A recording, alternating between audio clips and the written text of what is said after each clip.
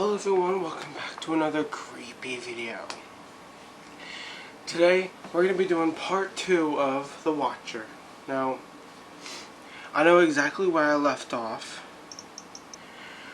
So yes, we are on part 2 of 163 Boulevard. I think that's it, yeah.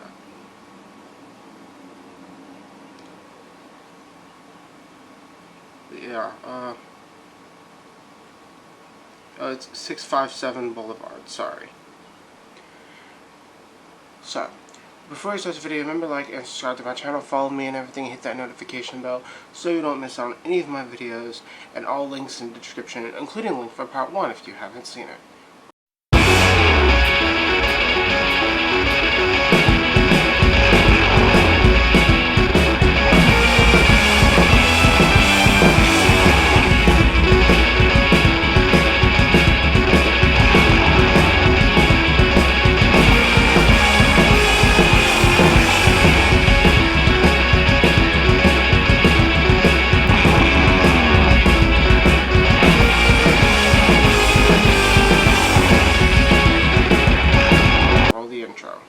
Okay, so at one point, Derek was chatting with John Schmidt, who lived 2 doors down, when Schmidt told him about the Lanfolds who have lived between them.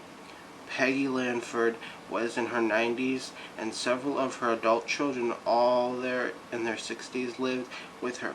The family was a bit odd, Schmidt said, but harmless. He describes one of the younger Lanfords, Michael, who didn't work, had a beard like Ernest Hemingway, and as kind of a Boo Radley character. Alright, so yeah. Derek thought case was solved. The Lanford house was right next to the assault on the porch. The family had lived there since the 1960s. When the Watcher family, the letters said, had begun observing 657 Boulevard. Richard Lanford, the family, Patrick, I hope I said that right, had died 12 years earlier. The current Watcher claimed to have been on the job for the better part of 2 decades.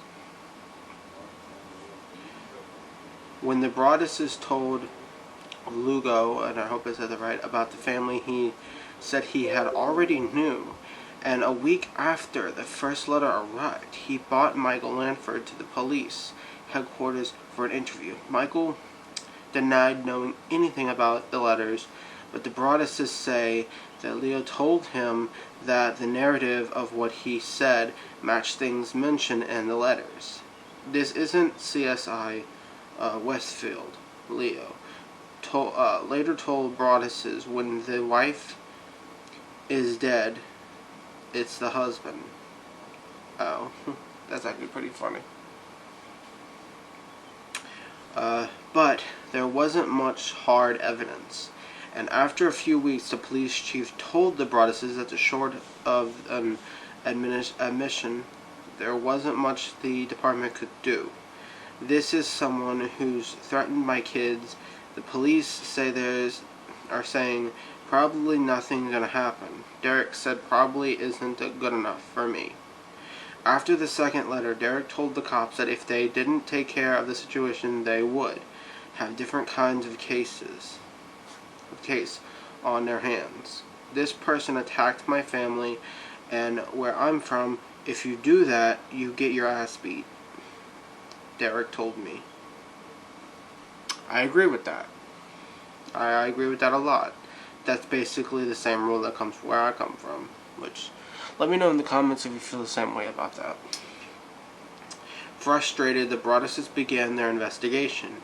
Derek became especially obsessed.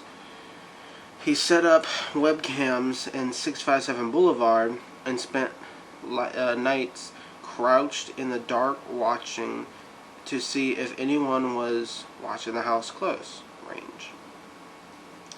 Maria thought I was crazy. He told me recently at a coffee shop in Manhattan, where we covered the table with documents relating to the case, including copies of the letters which he and his wife had shared with only a few friends and family members.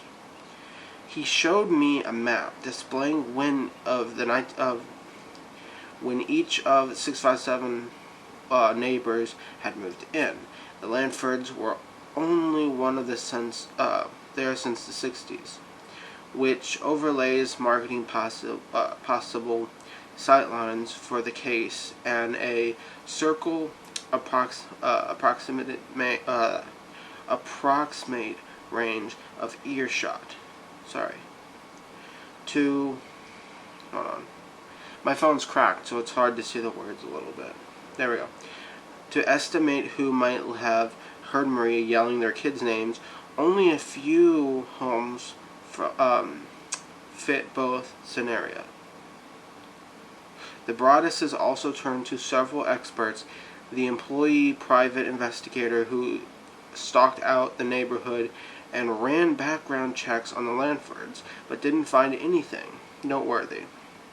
Derek reached out to a former FBI agent who served as the inspiration for Charles Sterling, who? In the Silence of the Lamb, okay.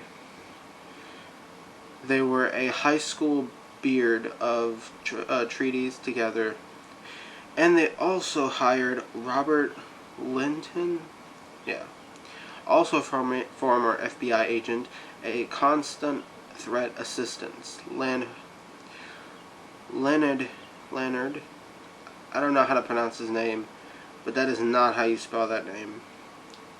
Anyways, recognized several old-fashioned tints in the letters that pointed to an old writer. The envelope was addressed to M.M. Broaddus. The situation included day's weather, warm, humid, sunny and cool for a summer day. And the sentences had double spaces between them. The letters had a certain library print which suggested a victorious reader, and a surprising lack of profanity given the level of anger which Lennon had thought meant a less macho writer. Maybe he wondered the Watcher as had seen The Watcher, starring Keanu Reeves as a serial killer who stalked detective trying to catch him. Wow. Lyndon didn't think the Watcher was likely to act on the threats, but the letters had enough typos and errors to imply certain sarcasm. The first letter was dated Tuesday, June 4th, but the day was Wednesday. There was also seeming anger directed at the wealthy in particular. The Watcher was upset and new money moving into town. Are you one of those hoopkin transplant? What? Anyway, who are running Westfield, and by the Broadduses, relatedly modest renovations. Alright, so basically, this is an old-fashioned writer, and he most likely writes on a typewriter. If you don't know what a typewriter is, it's basically the size of a printer, where you take the piece of paper and you put it in the slot right here, right? And then you push this tube thing over like that and you type it in. But each time you type, this cylinder goes back here. So once you type in a few words, you get a like that. And it comes with ink and you have to install it. And they have buttons, but they don't look like it on your PC. They kind of look like old-fashioned buttons. So it's like that. That's what a typewriter is. I feel really old knowing what that is. And you're like, oh no. Okay.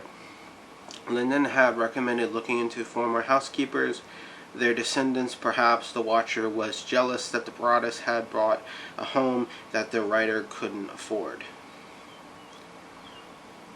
Alright, this is the last paragraph I'm going to read, and then, there you go. But the focus remained on the Lenfords. The cooperation with Westfield police.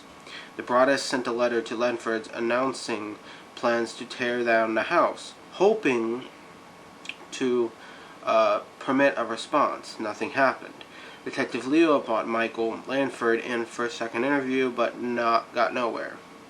And his sister Abby, accused the police of harassing their family. Eventually, the Broadus hired Lee Levant, a lawyer who met with several members of the Lanford family, as well as an attorney, to show them the letters along the photograph explaining how their home was one of the few vantage points from which the Essel could be seen. The meeting grew intense. Leonard told me that the Lanfords insisted Michael was innocent.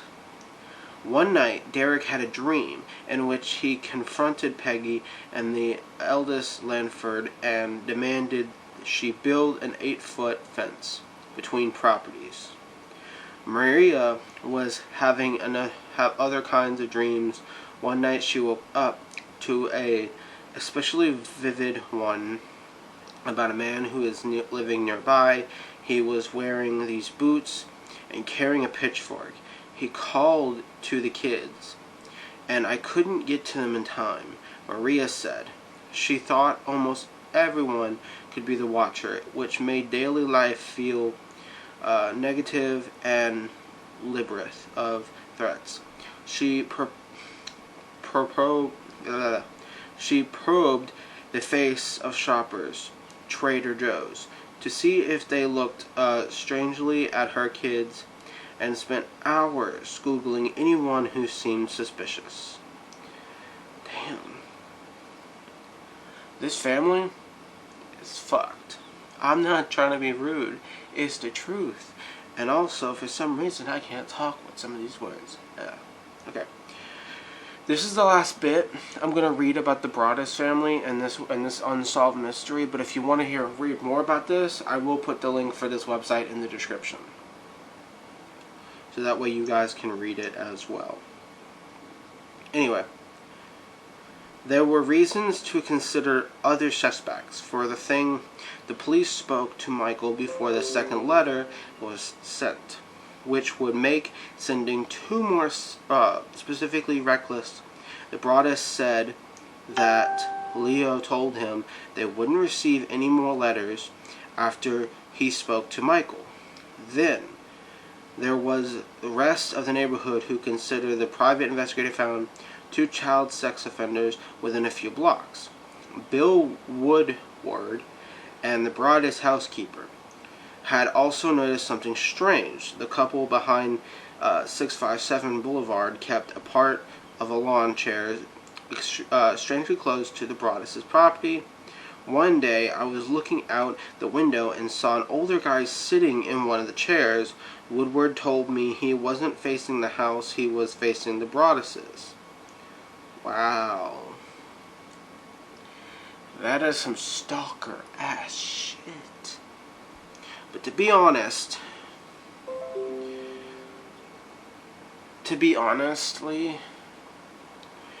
I don't know when this mystery was first began, because I don't remember. But what I will say is that in modern times, if I was them, I would just put like a tiny hidden camera. They have these, they have cameras that are built in to, they're wireless cameras built in to thumbtacks. So what if, in modern times, if someone's putting letters in your mailbox or on your porch, you can just stick the thumbtack on the wall on the porch, or you can stick it in the mailbox.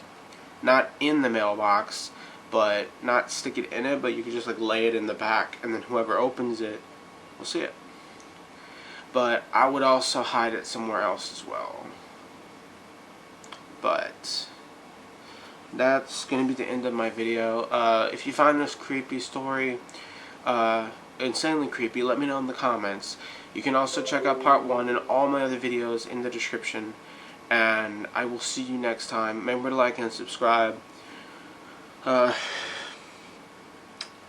also is a Facebook group if you want to join to get updates on my videos. Hit that notification bell. And I will see you next time. Goodbye.